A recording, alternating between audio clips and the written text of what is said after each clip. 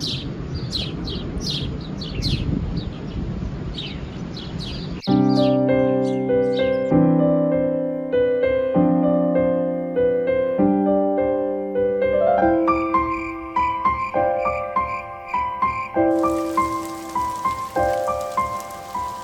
말씀에 하나님께서 말씀대로 행하는 자는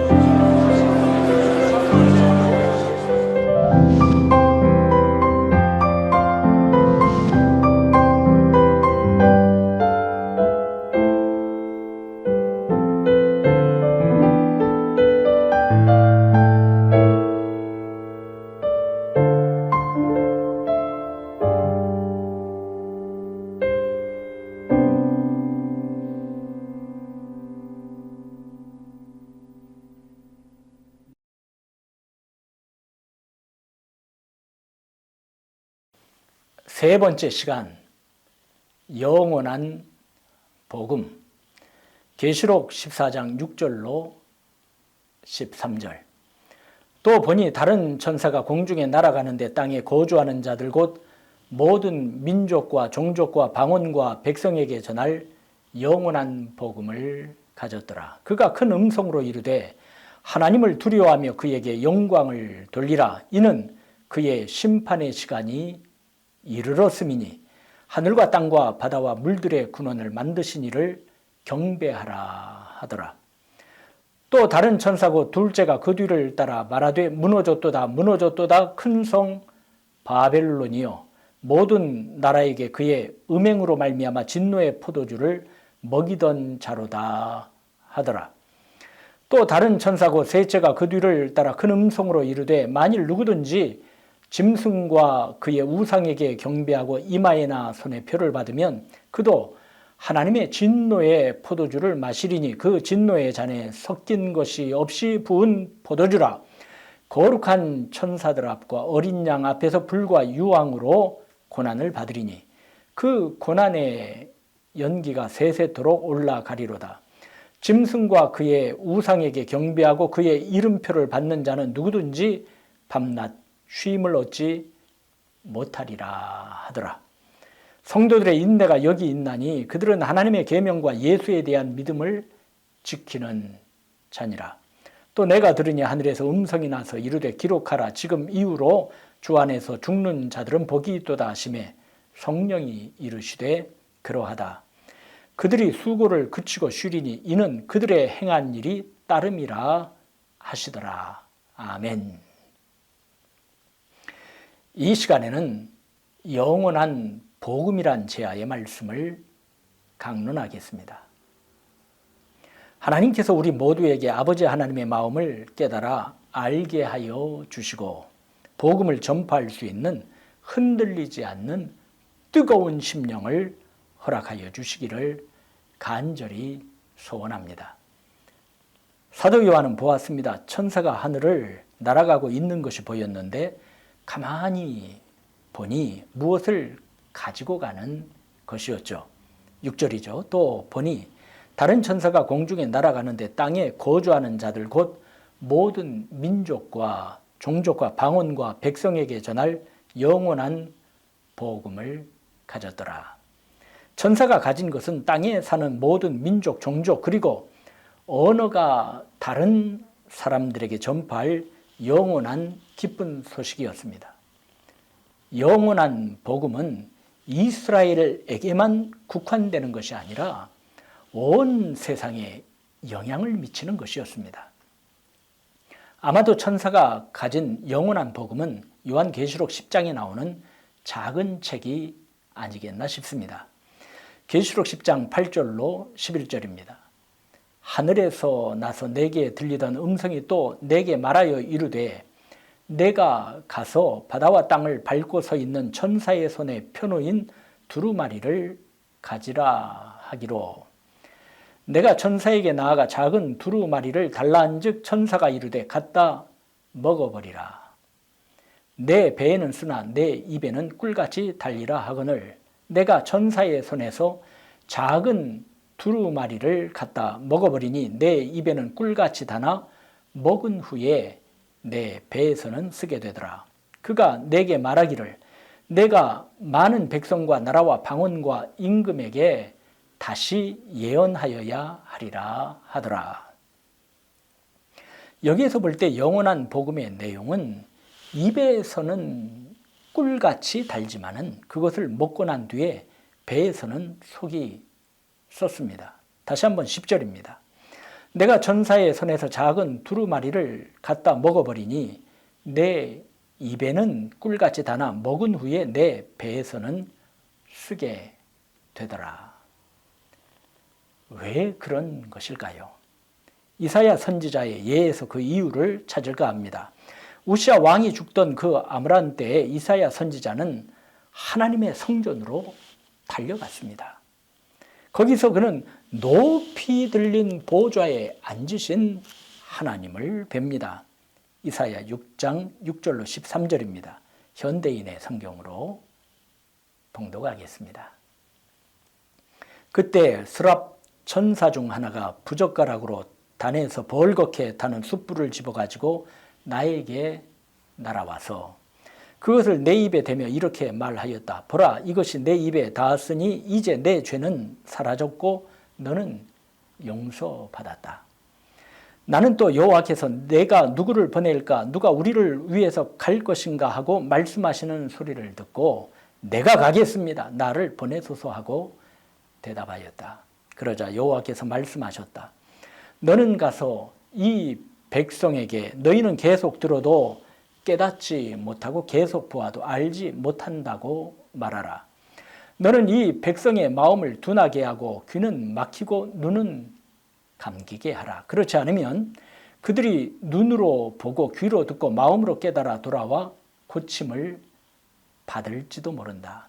그때 내가 주여 언제까지 이런 상태가 계속 되겠습니까? 하고 묻자 그분은 이렇게 대답하셨다. 성들은 폐허가 되어 주민이 없고 집에도 사는 사람이 없으며 토지는 황무지가 되고 사람들은 멀리 포로로 잡혀가서 이 땅이 완전히 황폐하게 될 때까지이다.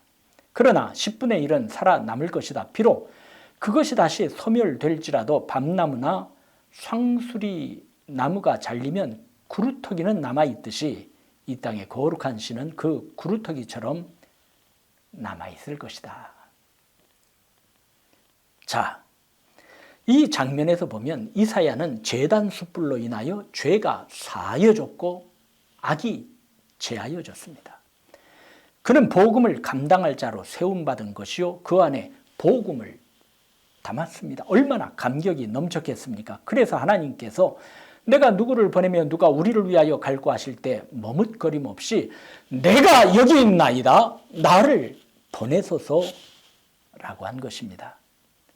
복음을 먹을 때 입에서는 꿀같이 단 것입니다. 하지만 여기에서 끝난 것이 아니라 하나님께서는 이 복음을 전할 때 곤란한 일, 어려운 일, 답답한 일도 있을 것이라고 말씀하셨습니다. 선지자 에스겔에게 하나님께서 2장 3절로 7절에 이르셨습니다. 인자야, 내가 너를 이스라엘 자손 곧 패역한 백성 나를 배반하는 자에게 보내노라. 그들과 그 조상들이 내게 범죄하여 오늘까지 이르렀나니 이 자손은 얼굴이 뻔뻔하고 마음이 굳은 자니라.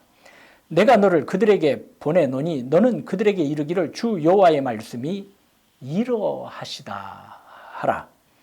그들은 패역한 족속이라 그들이 듣든지 아니 듣든지 그들 가운데 선지자가 있음을 알지니라. 인자야, 너는 비록 가시와 찔레와 함께 있으며 전갈 가운데 거주할지라도 그들을 두려워하지 말고 그들의 말을 두려워하지 말지어다. 그들은 패역한 족속이라도 그 말을 두려워하지 말며 그 얼굴을 무서워하지 말지어다. 그들은 심히 패역한 자라. 그들이 듣든지 아니 듣든지 너는 내 말로 고할지어다. 에스겔이 선지자로 부름을 받았을 때 하나님께서는 그가 상대할 자들이 쉽지 않음을 가시와 찔레와 전갈같이 찌르고 쏘는 자들임을 미리 말씀해 주신 것입니다. 예수님께서는 제자들을 파송하시면서 말씀하셨습니다. 마태복음 10장 16절로 23절입니다. 보라, 내가 너희를 보냄이 양을 이리 가운데로 보냄과 같도다. 그러므로 너희는 뱀같이 지혜롭고 비둘기같이 순결하라. 사람들을 삼가라. 그들이 너희를 공에 넘겨주겠고 그들의 회당에서 채찍질하리라. 너희가 나로 말미암아 총독들과 임금들 앞에 끌려가리니 이는 그들과 이방인들에게 증거가 되게 하려 하심이라. 너희를 넘겨줄 때에 어떻게 또는 무엇을 말할까 염려하지 말라. 그때 너희에게 할 말을 주시리니 말하는 이는 너희가 아니라 너희 속에서 말씀하시는 이 곧 너희 아버지의 성령이시니라. 장차 형제가 형제를, 아버지가 자식을 죽는 데 내주며 자식들이 부모를 대적하여 죽게 하리라. 또 너희가 내 이름으로 말미암아 모든 사람에게 미움을 받을 것이나 끝까지 견디는 자는 구원을 얻으리라. 이 동네에서 너희를 박해하거든 저 동네로 피하라. 내가 진실로 너희에게 이르노니 이스라엘의 모든 동네를 다 다니지 못하여서 인자가 오리라. 예수님께서는 12제자를 부르시고 둘씩 보내셨습니다. 복음을 위하여 파송을 받는다 했을 때 제자들이 얼마나 들뜨고 기뻐했겠습니까? 하지만 예수님께서는 복음을 전하는 너희는 내 이름으로 말미암아 모든 사람에게 미움을 받을 것임을 말씀하셨고 고난도 있을 것임을 미리 일러 주신 것입니다. 하나님의 복음이 제자들의 입에서는 달았지만은 배에서는 쓰게 된 것입니다. 자, 이사야 선지자로 돌아갑시다. 하나님께서는 이사야 선지에게 말씀하셨습니다. 그들의 도성이 모조리 파괴되고 집에는 한 사람도 남아있지 않고 온 토지는 완전히 황무지로 변하고 그들은 모두 노예가 되어 먼 다른 나라로 끌려가 결국 이스라엘 온 나라가 허허 벌판으로 바뀔 때까지는 그들이 내 말을 들으려고 작정도 하지 않을 것이다. 하지만 하나님께서는 그래도 복음을 전하라고 하십니다. 내가 하는 일이 실패한 것 같아도 다 절망적인 일만 내 앞에 나타나도 아무런 열매가 없는 것 같아도 내 백성에게 복음을 전하라는 말씀입니다. 눈에 아무런 열매가 보이지 않아도 귀에 아무런 증거가 들리지 않아도 말입니다. 그럼에도 불구하고 그 구루터기는 남아있다는 것이요 다시 살아서 자라날 것임을 하나님께서는 말씀해 주셨습니다. 에스겔에게도 말씀하셨습니다. 에스겔서 3장 8절로 11절입니다. 보라, 내가 그들의 얼굴을 마주 보도록 내 얼굴을 굳게 하였고 그들의 이마를 마주 보도록 내 이마를 굳게 하였으되 내 이마를 화석보다 굳은 금강석 같이 하였으니 그들이 비록 반역하는 족속이라도 두려워하지 말며 그들의 얼굴을 무서워하지 말라 하시니라. 하나님께서는 에스겔 선지자에게 가시와 찔레, 전갈 같은 완악한 백성들에게 복음을 전하여야 하는 너를 강하고 강한 자로 만들어 주겠다는 것입니다. 감당할 수 있도록 복음의 나팔을 힘있게 불 수 있도록 하겠다는 것입니다. 예수님께서는 제자들에게 말씀하셨습니다. 다시 한번 봅시다. 마태복음 10장 18절로 20절입니다. 너희가 나로 말미암아 총독들과 임금들 앞에 끌려가리니 이는 그들과 이방인들에게 증거가 되게 하려 하심이라. 너희를 넘겨줄 때 어떻게 또는 무엇을 말할까 염려하지 말라. 그때 너희에게 할 말을 주시리니 말하는 이는 너희가 아니라 너희 속에서 말씀하시는 이 곧 너희 아버지의 성령이시니라. 제자들이 이리와 같은 흉악한 자들에게 복음을 전하다가 어려움을 당한다 해도 성령 하나님께서 함께하사 전하는 복음을 힘있게 하실 것이다라는 약속을 주신 것이 아닙니까? 우리는 작은 책을 받은 자들이 아닙니까? 그 작은 책의 내용은 천사가 가진 영원한 복음입니다.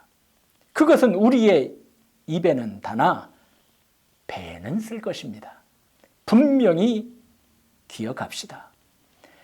배에서 쓰게 될 그 복음을 전할 때 주님께서 함께 하실 것입니다.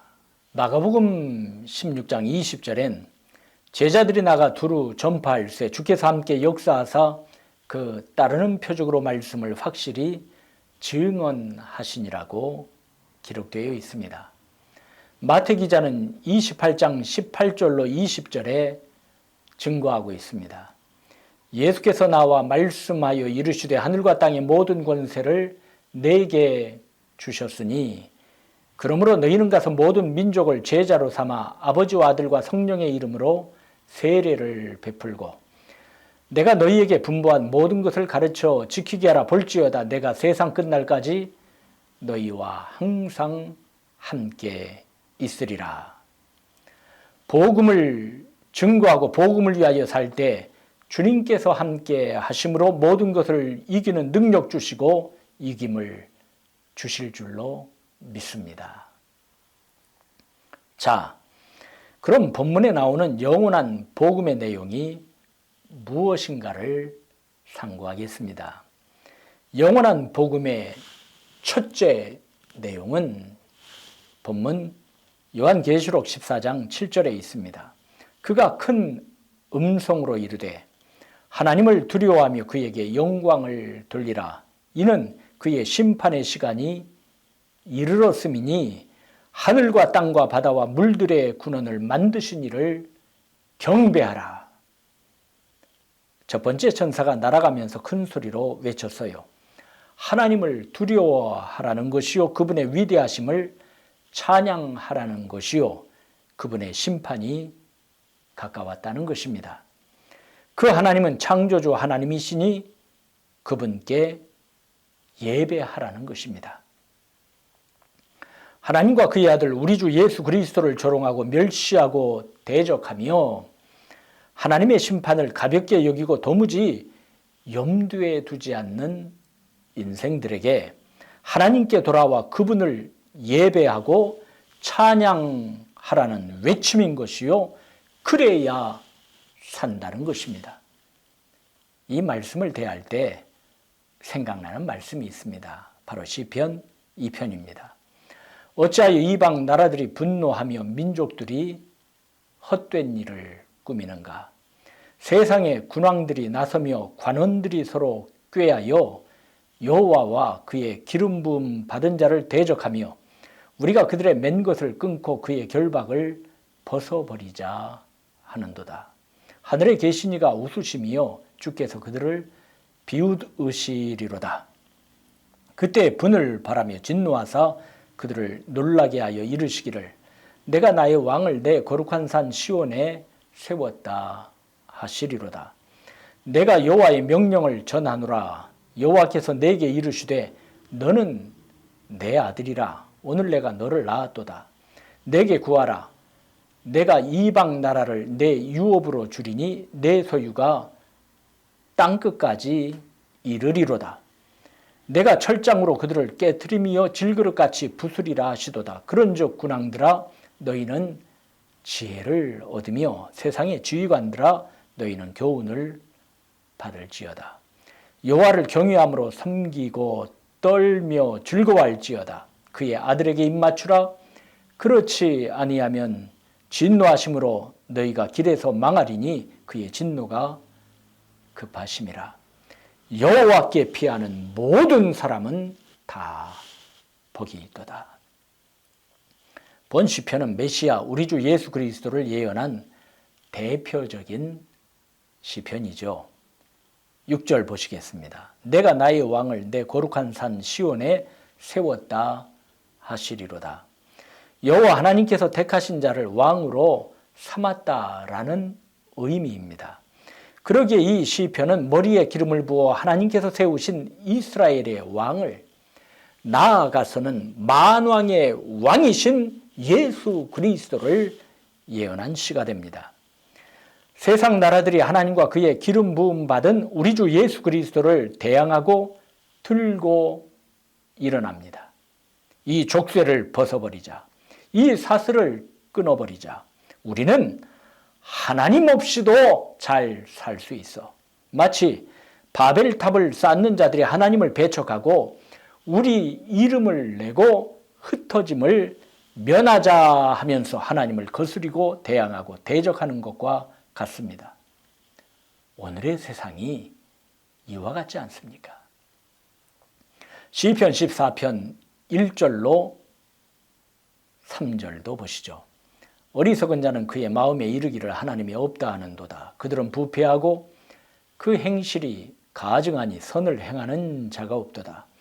여호와께서 하늘에서 인생을 굽어 살피사 지각이 있어 하나님을 찾는 자가 있는가 보려 하신즉 다 치우쳐 함께 더러운 자가 되고 선을 행하는 자가 없으니 하나도 없도다. 하나님을 부인하고 하나님을 일부러 잊어버리려 하고 하나님을 염두에 두지 않는 세상 아닙니까? 하나님이 어디 있느냐? 하나님이 없다. 내가 하나님이다.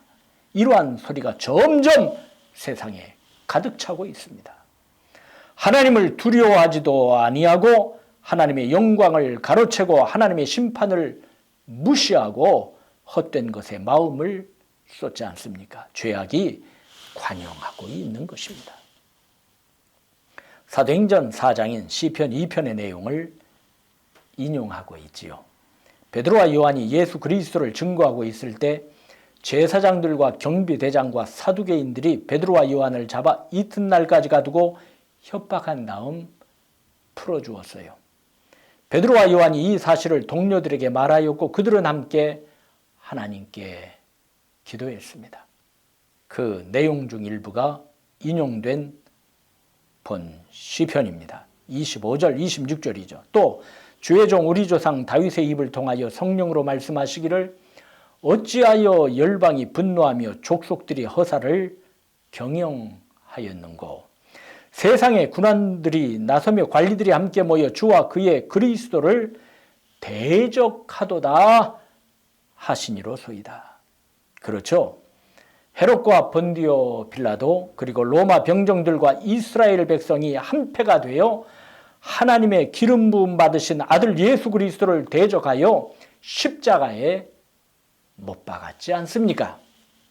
이렇듯 하나님을 대적하였어요. 하나님을 가장 크게 대적하는 것이 무엇이에요? 하나님의 아들을 십자가에 못 박은 것 아니겠습니까? 바로 이것이 창조주 하나님, 우리 주 예수 그리스도의 아버지 하나님을 멸시하고 경멸하고 무시한 것 아닙니까? 시편 2편 4절에 보니 하나님께서 웃으시고 하도 기가 막혀 비웃으십니다. 마침내 진노하사 이르시기를 나의 거룩한 산 시온에 내 왕을 세웠다고 하십니다. 너희가 아무리 반역하고 나를 대항한다 하더라도 나는 이미 내가 택한 왕을 세웠다는 것입니다. 이제 하나님께서 세운 거룩한 왕 우리 주 예수 그리스도께서 하나님을 대적하는 세상의 왕들과 지도자들에게 호령합니다. 7절이죠. 내가 여호와의 명령을 전하노라. 여호와께서 나에게 이르시되 너는 내 아들이라. 오늘 내가 너를 낳았도다. 여기에서 오늘 내가 너를 낳았다라는 것은 하나님께서 예수님을 부활케 하실 것을 예언한 말씀이지요. 살펴볼까요? 사도행전 13장 33절을 봉독하겠습니다. 곧 하나님이 예수를 일으키사 우리 자녀들에게 이 약속을 이루게 하셨다 함이라. 시편 2째 편에 기록한 바와 같이 너는 내 아들이라 오늘 너를 낳았다 하였고, 여기에서 하나님이 예수를 일으키사의 의미는 예수님을 죽음에서 살리셨다는 곧 부활시키심입니다. 바로 예수님의 부활에 관한 예언이 시편 2편에 예수님에 대하여 너는 내 아들이다, 오늘 내가 너를 낳았다라고 쓰여 있음이죠. 아무리 원수들이 예수님을 무덤에 가두려 해도 하나님께서 다시 살리사 너는 내 아들이라 오늘 내가 너를 낳았다고 증거하시고 만유의 주로 삼으신 것입니다. 아버지 하나님께서는 아들 예수 그리스도에게 말씀하십니다. 시편 2편 8, 9절입니다. 내게 구하라. 내가 이방 나라를 내 유업으로 주리니 내 소유가 땅끝까지 이르리로다. 내가 철장으로 그들을 깨트리며 질그릇같이 부수리라 하시도다. 내게 구하여라. 어찌 온 민족인들 너에게 주지 않으랴. 땅끝까지 모두 너의 차지가 되리라. 내가 그들을 철퇴로 부수며 질그릇 부수듯이 부술 것이다. 히브리서 1장 2절에는 하나님께서 우리 주 예수 그리스도를 만물의 상속자로 삼으셨다고 했으니 바로 시편의 예언이 이루어졌고, 대적하는 자들을 철퇴로 부수며 질그릇 부수듯이 부술 것임을 예언하고 있는데, 우리 주님 다시 재림하시는 그날 이 또한 이루어질 것임을 성경은 증거하고 있습니다. 자, 계시록 19장 11절로 16절이지요. 현대어 성경입니다. 나는 다시 하늘이 열리고 거기에 흰말이 서 있는 것을 보았습니다. 그런데 그 말 위에는 신실하고 참된 이라고 불리는 분이 타고 계셨습니다. 그분은 공정하게 심판하시고 정의로 싸우시는 분입니다. 그분의 눈은 불꽃 같았고 머리에는 많은 왕관을 쓰고 계셨습니다. 그 몸에는 그분의 이름이 적혀 있었지만 그 이름의 뜻은 그분 한 분밖에 아무도 아는 사람이 없었습니다. 그분이 입고 있는 옷은 피에 젖어 있는데 하나님의 말씀이라는 표지가 붙어 있었습니다. 그리고 그분 뒤에는 희고 깨끗한 옷을 입은 하늘의 군대가 흰 말을 타고 행진해 갔습니다. 그분의 입에 문 날카로운 칼로 모든 나라를 쳐부술 것입니다. 그분은 새 몽둥이로 모든 나라를 다스릴 것입니다. 또한 그분은 두 발로 전능하신 하나님의 진노의 술투를 밟으실 것입니다. 그분의 옷과 넓적다리에는 왕의 왕 주의 주라는 칭호가 적혀 있었습니다. 우리 주 예수 그리스도께서 재림하실 때 날카로운 칼과 철퇴 즉 쇠 몽둥이로 모든 나라를 심판하실 것임이 예언되어 있습니다. 지금도 세상은 여호와 하나님과 그의 아들 우리 주 예수 그리스도를 대항하고 거스립니다. 이러한 악한 일들이 이곳저곳에서 일어나고 있는 것이 작금입니다. 하지만 하나님께서는 이방이 떠들고 나라들 모여서 충동하지만은 예수님을 만왕의 왕으로 세우셨으며 너는 내 아들이라고 오늘 내가 너를 낳았다라고 선언하셨습니다. 아버지 하나님께서는 우리 주님께 하늘과 땅의 모든 권세를 주셨으며 만천하의 메시아이심을 선언하신 것입니다. 아무리 세상이 하나님과 그의 아들 예수 그리스도를 대항하여 일어나지만은 아무것도 아님을 성경은 말씀하고 있습니다. 시인은 이제 세상의 왕들과 지도자들에게 회개를 촉구합니다. 시편 2편 10절로 12절이지요. 그런즉 군왕들아 너희는 지혜를 얻으며 세상의 재판관들아 너희는 교훈을 받을지어다. 여호와를 경외함으로 섬기고 떨며 즐거워할지어다. 그의 아들에게 입맞추라. 그렇지 아니하면 진노하심으로 너희가 길에서 망하리니 그의 진노가 급하심이라. 여호와께 피하는 모든 사람은 다 복이 있도다. 그러니 너희 세상의 왕들아 이제 깨달아라. 세상의 통치자들아 정신을 차려라. 여호와께 예배드리고 떨며 그 발 아래 꿇어 엎드려라. 그 아들을 경배하라. 그렇지 않으면 그분께서 노하시어 도중에 너희가 다 멸망하지 않겠느냐. 그러나 여호와를 의지하는 사람은 모두 복이 있도다. 이제부터는 두려운 마음과 떨리는 마음으로 주님을 섬기고 찬양하라고요. 그리고 주님을 경배하라고 하였죠.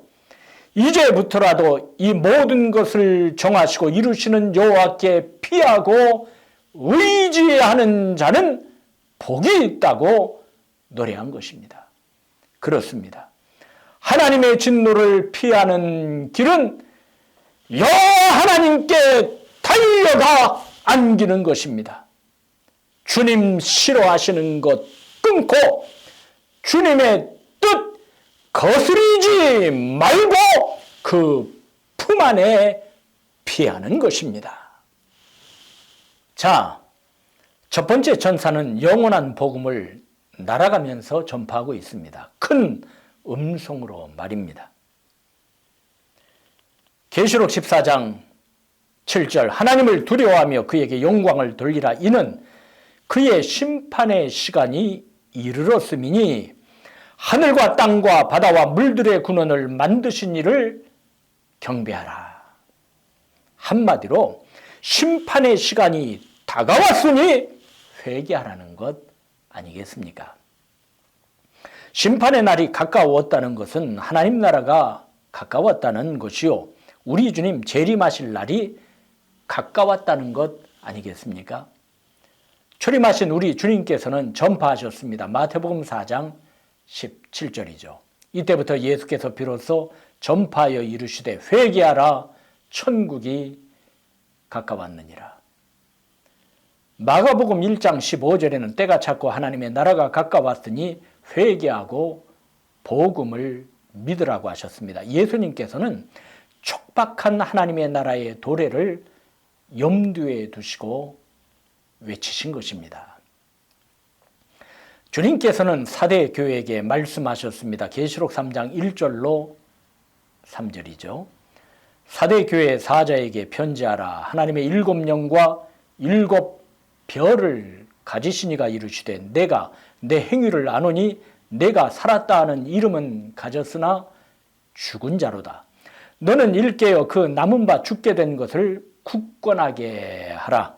내 하나님 앞에 내 행위에 온전한 것을 찾지 못하였으니 그러므로 내가 어떻게 받았으며 어떻게 들었는지 생각하고 지켜 회개하라. 만일 일깨지 아니하면 내가 도둑같이 이르리니 어느 때에 내게 이르는지 내가 알지 못하리라.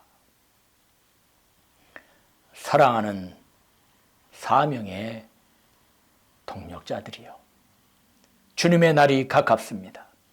이를 성경은 증거하고 있으며 오늘날 세상에 되어지는 것들을 말씀에 비추어 상고하면 주님 오심의 날이 촉박하지 않습니까? 심판의 날이 가까운 것입니다. 예수님께서는 말씀하셨습니다. 누가복음 21장 25절로 28절입니다. 1월 성신에는 징조가 있겠고 땅에서는 민족들이 바다와 파도의 성난 소리로 인하여 혼란한 중에 권고하리라. 사람들이 세상에 임할 일을 생각하고 무서워함으로 기절하지니 이는 하늘의 권능들이 흔들리게 했습니다. 그때 사람들이 인자가 구름을 타고 능력과 큰 영광으로 오는 것을 보리라. 이런 일이 되기를 시작하거든 일어나 머리를 들라. 너희 속량이 가까웠느니라. 주님 재림하시기 직전 해와 달과 별들에서 징조들이 나타난다고 하셨습니다. 많은 사람들은 바다와 파도의 성난 소리 때문에 어쩔 줄을 몰라 괴로워할 것이라고 하셨습니다. 사람들은 앞으로 닥칠 일들을 생각하고 무서워서 기절할 것이라 했는데 하늘의 세력들이 흔들릴 것이기 때문이라고 하셨습니다. 하늘과 자연계의 이상한 일들, 예컨대 기상이변과 같은 것 등이 빈번할 것임을 알 수가 있습니다. 모든 천체가 흔들릴 것입니다. 베드로후서 3장 10절에 베드로 사도는 예언하고 있습니다. 그러나 주의 날이 도둑같이 오리니 그날에는 하늘이 큰 소리로 떠나가고 물질이 뜨거운 불에 풀어지고 땅과 그 중에 있는 모든 일이 드러나리로다. 그는 주님 재림하심은 도둑이 오는 것 같이 올 것이라고 하였고 하늘은 소리내어 사라지고 천체는 불에 다 없어지고 땅 위에 있는 모든 것이 다 불타버릴 것임을 본 것입니다. 요한 사도도 보았는데 계시록 6장 12절로 17절입니다. 내가 보니 여섯째 인을 떼실 때 큰 지진이 나며 해가 검은 털로 짠 상복같이 검어지고 달은 온통 피같이 되며 하늘의 별들이 무화과 나무가 대풍에 흔들려 설익은 열매가 떨어지는 것 같이 땅에 떨어지며 하늘은 두루마리가 말리는 것 같이 떠나가고 각 산과 섬이 제 자리에서 옮겨지매 땅의 임금들과 왕족들과 장군들과 부자들과 강한 자들과 모든 종과 자유인이 굴과 산들의 바위 틈에 숨어 산들과 바위에게 말하되 우리 위에 떨어져 보좌에 앉으신 이의 얼굴에서와 그 어린 양의 진노에서 우리를 가리라. 그들의 진노의 큰 날이 이르렀으니 누가 능히 서리요 하더라. 예수님께서 말씀하신 것이나 베드로 사도나 요한 사도의 예언은 주님께서 재림하시기 직전 땅과 하늘에 큰 이변이 있을 것임을 나타내고 있습니다. 자연계의 질서가 무너져 내림으로 나타날 화일런지 아니면 전쟁으로 인한 화일런지 말할 수 없는 재앙이 쏟아진다는 것입니다. 물론 이것을 영적으로 보아 악한 세력의 준동 내지는 교회를 대적하는 무리들에 대한 묘사로 볼 수도 있겠습니다. 하지만 이것만으로 보기에는 무리가 있습니다. 이는 자연계의 질서 변화로 인한 재앙과 전쟁으로 인한 참화로 보아야 타당할 것으로 여겨집니다. 아무튼 주님 재림 앞에 이러한 사건들을 앞두고 있는 세계 열방과 민족들이 할 일은 무엇입니까? 심판의 시간이 촉박한 이때 무엇을 해야 합니까? 우리는 하늘을 나는 천사와 같이 영원한 복음을 전파해야 합니다. 그가 큰 음성으로 이르되 하나님을 두려워하며 그에게 영광을 돌리라. 이는 그의 심판의 시간이 이르렀음이니 하늘과 땅과 바다와 물들의 근원을 만드신 이를 경배하라. 회개하고 하나님께 피하라는 것 아니겠습니까? 하나님께서는 모든 사람이 구원받기를 원하십니다. 예수님께서는 니고데모와의 대화에서 다음과 같이 말씀하셨어요. 요한복음 3장 16절과 17절이죠. 하나님이 세상을 이처럼 사랑하사 독생자를 주셨으니 이는 그를 믿는 자마다 멸망하지 않고 영생을 얻게 하려 하심이라. 하나님이 그 아들을 세상에 보내신 것은 세상을 심판하려 하심이 아니요 그로 말미암아 세상이 구원을 받게 하려 하심이라. 앞서 언급한 시편 2편에서도 하나님을 대항하고 그의 아들과 맞서려고 모인 패역한 자들에게 권면하고 있지 않습니까? 무엇이라고요? 여호와께 피하는 모든 사람은 다 복이 있도다. 할렐루야. 히브리서 6장 17절 18절에는 무엇이라 기록되어 있는지 봅시다.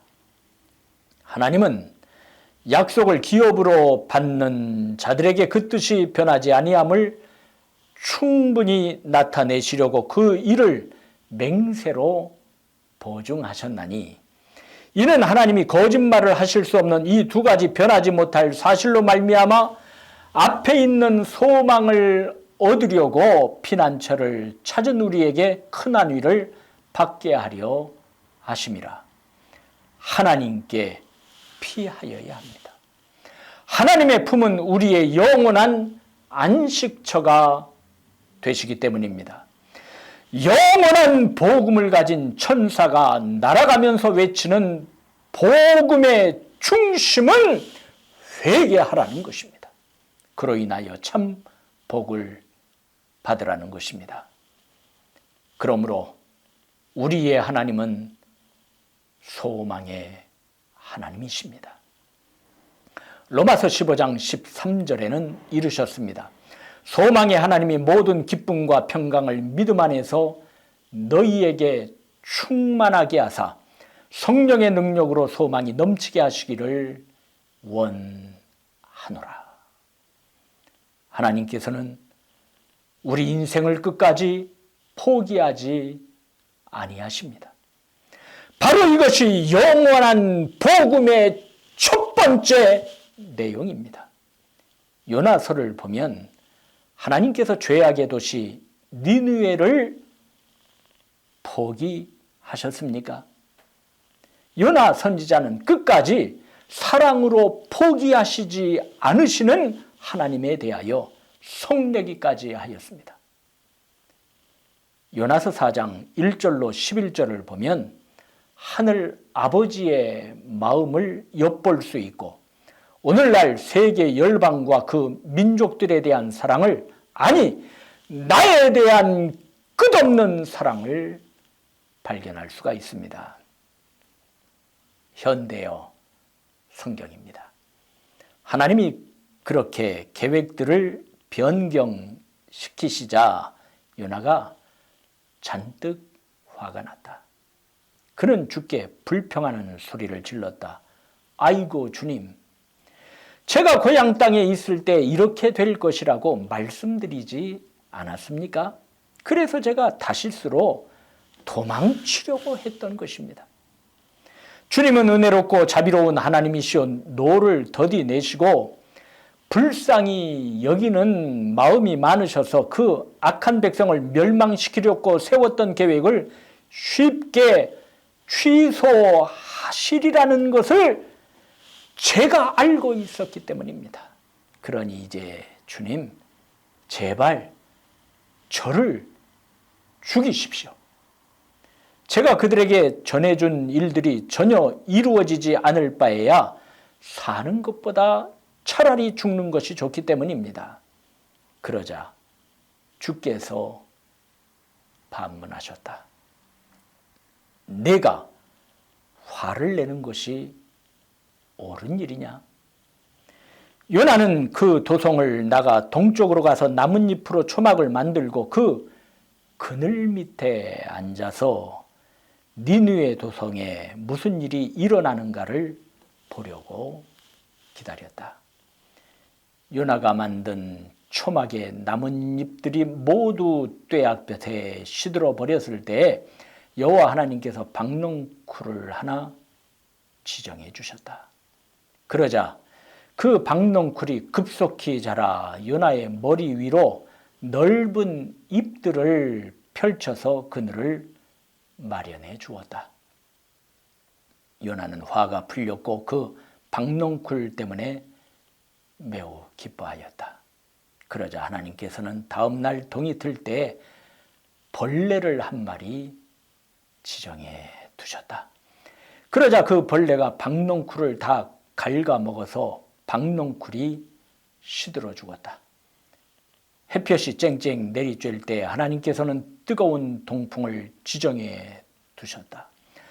불타는 듯한 동풍이 불어오고 뜨거운 햇볕이 요나의 머리를 내리쬐자 요나는 마침내 기력을 잃고 쓰러졌다. 그래서 그가 죽기를 자청하면서 말하였다. 이렇게 살 바에야 차라리 죽는 것이 훨씬 더 좋겠습니다. 그러자 하나님께서 요나에게 다시 물으셨다. 내가 저 박농쿨 한 포기 때문에 화를 내는 것이 옳은 일이냐? 옳은 일이지요. 요나가 대답하였다. 죽고 싶을 만큼 화가 납니다.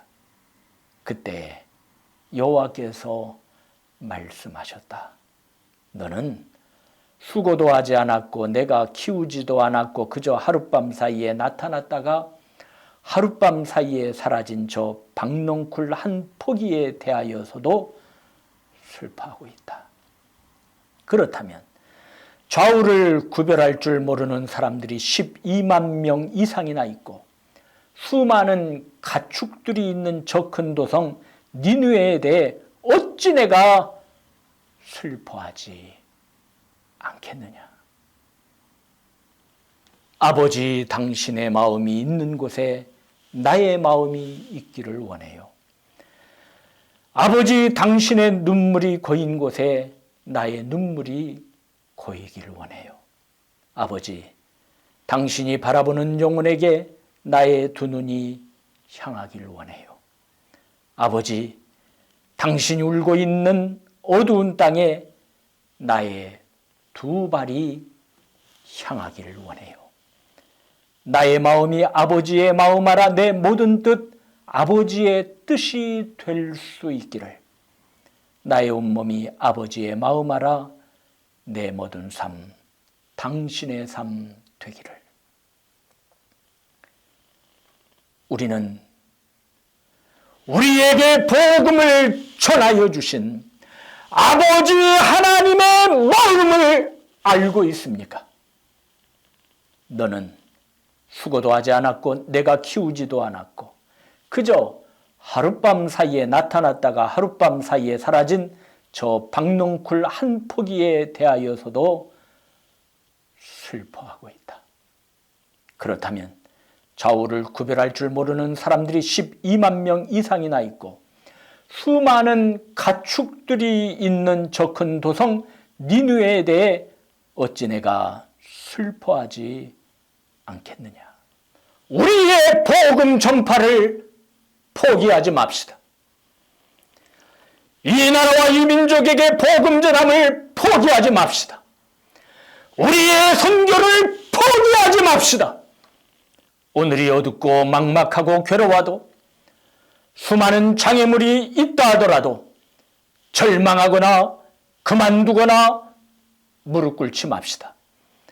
하늘 아버지께서 나를 포기하시지 않으시고 복음으로 붙드시고 새 생명 주셨는데 왜 우리가 하나님께서 사랑하시는 이 민족과 이 나라 열방의 민족을 포기한단 말입니까? 지금도 영원한 복음이 우리의 심령을 두드립니다. 하나님을 두려워하며 그에게 영광을 돌리라. 이는 그의 심판이 이르렀으니 하늘과 땅과 바다와 물들의 군원을 만드신 이를 경배하라. 작금의 현실이 우리를 뒤로 물러가게 할 수가 없습니다. 강팍한 세상이, 코로나19가, 그리고 내 연약함이, 세월이, 그리고 내 삶의 처리가 말입니다. 사명자는 땅에 거주하는 자들 곧 모든 민족과 종족과 방언과 백성에게 전할 영원한 복음을 가진 자가 아닙니까? 하나님께서 허락하신 오늘에 충실하고, 그리고 하나님께서 앞서 가셔서 역사하실 내일을 준비합시다. 내 현실이 초토화되었다 해도 내가 힘써 세운 작은 그 어떤 것이 처참하게 짓밟혔다 해도, 아니 나 자신까지 흔들려서 주저앉고 싶다 해도 말입니다.